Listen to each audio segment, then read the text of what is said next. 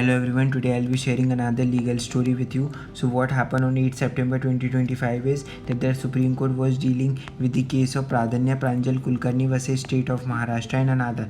So basically what happened in this case was a writ petition was filed before the Bombay High Court.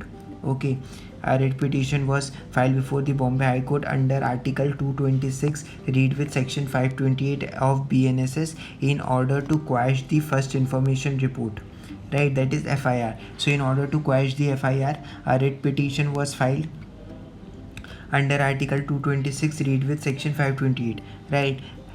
The Bombay High Court ultimately dismissed this writ petition. So Bombay High Court dismissed the writ petition.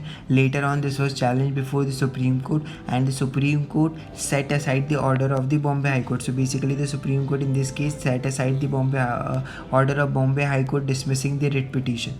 Okay, the Supreme Court in this case took a note on the point that the earlier ruling of the Supreme Court in the case of Neeta Singh versus State of UP is misunderstood by the Bombay High Court, right. They said that the Bombay High Court have misunderstood this ruling, and and in this case basically of Neeta Singh, it was held that the judicial orders are not amenable to Article 226 jurisdiction. So since they are not amenable to 226 jurisdiction, the cognizance order cannot be challenged in a writ petition. So the order of cognizance cannot be challenged in this in the writ petition.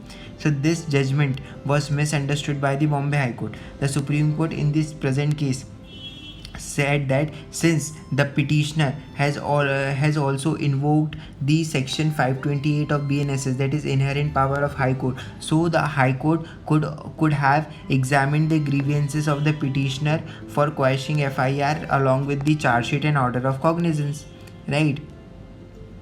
Supreme Court held in this case that the first information report and the charge sheet may be quashed under Article 226, but before the cognizance has been taken. So before the cognizance has been taken and a writ is filed, then in that case the Supreme Court said that the court can quash the first information report or charge sheet under 226 under writ jurisdiction.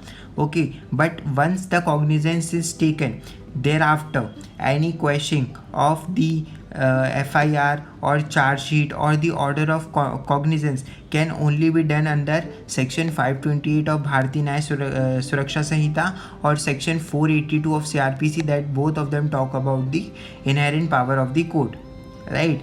So the quashing after the cognizance is taken can be done under these sections, so that is inherent power of High Court only, right. This is what happened in this case. Thank you so much.